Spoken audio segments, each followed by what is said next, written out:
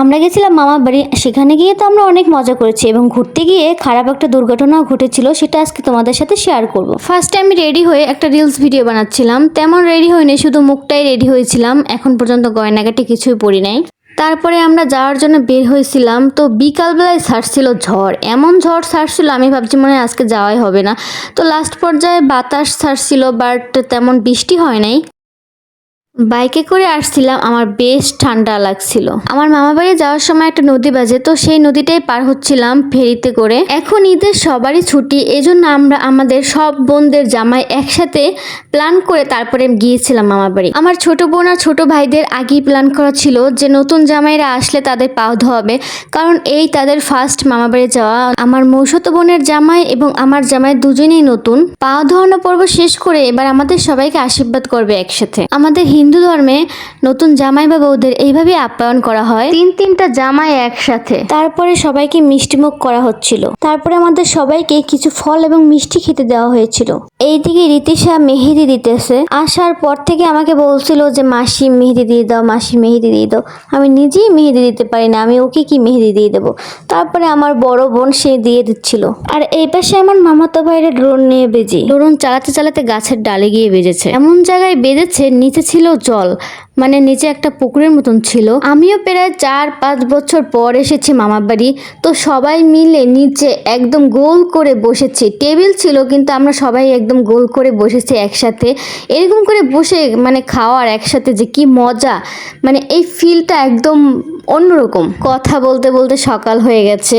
এই যে এই মামা আর ভাগ্নি, এরা দুজনে এত পরিমাণে চা খেতে পারে, আমি তো চা খেতে গেলে আমার জিহ্বা পুড়ে যায়। মামা আর ভাগ্নি এই দুজনে চানাচুর চেটে চেটে খাচ্ছিল। আমি যে ক্যামেরা অন করছি অরণ্য সরে গেছে, তো রীতিশা তারপরে বুঝতে পারে নাই। সকালবেলা চা খেয়ে খেলাম একটু সেমাই, আজকে ঈদের দিন একটু সেমাই না টেস্ট করলে হয়। তার কিছুক্ষণ পরে খেলাম তরমুজ, তারপরেই তো দুপুরের খাওয়া দাওয়া শুরু হয়ে গেছে।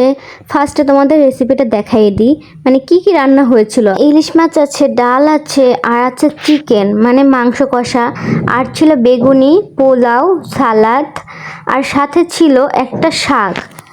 এটা হচ্ছে মানে কি শাক, যে শাকই হোক, কিন্তু শাকটা যে এত পরিমাণে মজা ছিল, আমি জানি না আমার বড় মামির হাতে কি জাদু আছে, তার সব রান্না একদম সব রান্না এত বেশি টেস্ট হয় কি বলবো। তারপরে আমরা ঘুরতে বের হয়েছিলাম। আমরা যেদিন গিয়েছিলাম, না সরি, যেদিন গিয়েছি সেদিন তো রাত্র ছিল, পরের দিন সকালবেলা মানে আজকে যেদিন ঘুরতে বের হয়েছি ওই দিন সকালবেলা ছিল বৃষ্টি, বিকালবেলা একদম রৌদ্র উঠেছে।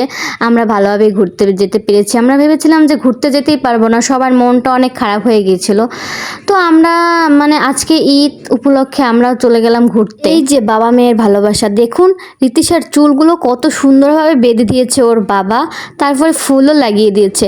আসলে মেয়েদের ফার্স্ট লাভ হচ্ছে বাবা। আমার মামাতো ভাই তো বাইক চালানোর জন্য একদম পাগল হয়ে গিয়েছিল, তো তারপরে ও বাইক চালিয়ে আসছিল আমাদের অটোর পিছনে। মাঝখানে আমার ভাইও ছিল, ও ভালো চালাতে পারে না, তাও মানে পাগল হয়ে গেছে। এই বয়সে এরকমই হয়।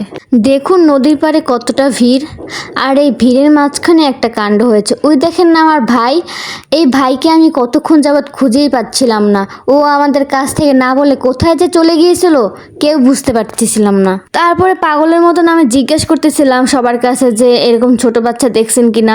মানে আমি মানে ওই দেখেন না এই যে এই দাঁড়িয়ে রয়েছে, এই যে এই কিছুক্ষণ পরে আর আমি খুঁজে পাবো না ওকে। মানে এতটা পরিমাণে মানে কি যে খারাপ লাগতেছিল, মানে কতক্ষণ যাবৎ পাইতেছিলাম না, সবাই খোঁজাখুঁজি করতেছিল।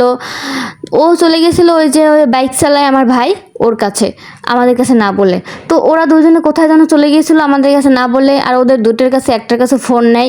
তো খোঁজাখুঁজি রোল পড়ে গেছে সন্ধ্যার একটু আগে আগে, তারপর খুঁজে পেয়েছি। মানে আমি তো পুরো কান্নাই করে দিয়েছিলাম। তারপর আমরা চলে আসছিলাম একটা গ্রামের দোকানে। তো এইদিকে গ্রাম তো, এদিকে রেস্টুরেন্ট নাই ভালো, এরকম দোকানই সব, এরকম বড় বড় দোকান। তো এইসব দোকানে কখনো মহিলারা আসে না তেমন। তো আমরা গিয়েছিলাম, সবাই মানে কীভাবে যেন তাকিয়েছিল। তারপরে আমি সবাইকে দেখাচ্ছিলাম এই আমার হাজব্যান্ড, এই আমি, কিন্তু সবাই দিয়েছিল চার অর্ডার আর আমি একা দিয়েছিলাম দধির অর্ডার। একটা মজার ব্যাপার কি, এই দোকানে কিন্তু সিসি ক্যামেরা আছে।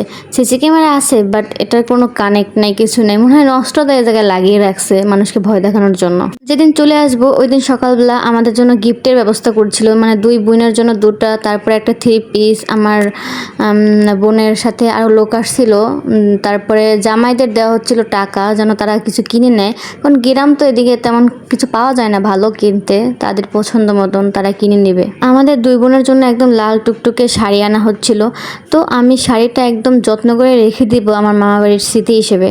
তারপরে আমরা চলে আসলাম। তো আমার না মানে বাইক দিয়ে আসার সময় কখন যে জুতোটা পড়ে গেছে আমার নিজেরই খেয়াল ছিল না। তারপর আমার হাজব্যান্ড আবার আনতে গেছে, মানে সে দেখছে যে ওই জায়গায় পড়ে আছে। ফার্স্ট টাইম আমি বাইক থেকে নামার পরে দেখি আমার পায়ে জুতা নেই। তারপরে মানে তার চোখ গেছে ওই জায়গায় যে দেখো ওইটা নাকি তোমার জুতা। তারপরে সে নিয়ে আসছে আমার জুতা। আমার পা এত পরিমাণে ঝিরঝির দিছিল আমি হাঁটতেই পারতেছিলাম না ঠিকভাবে। তো ভিডিওটা এই পর্যন্তই, সবাই ভালো থাকবেন। অনেকদিন পর একটা ভিডিও দিলাম, মানে কথা ঠিকভাবে বলতে পারতেছিলাম না, মানে থক্কা খাইতেছিলাম। তো কন্টিনিউভাবে যদি ভিডিও করা হয় তাহলে অনেক প্লাস পয়েন্ট আছে, যে ভিডিও করতে করতে একদম স্মুথ হয়ে যায় ভয়েস, তারপরে ভিডিও। তো এখন থেকে মানে সামনে তো একটা ধামাকা আছে, তো এখন থেকে আমি রেগুলার ভিডিও দেওয়ার চেষ্টা করব।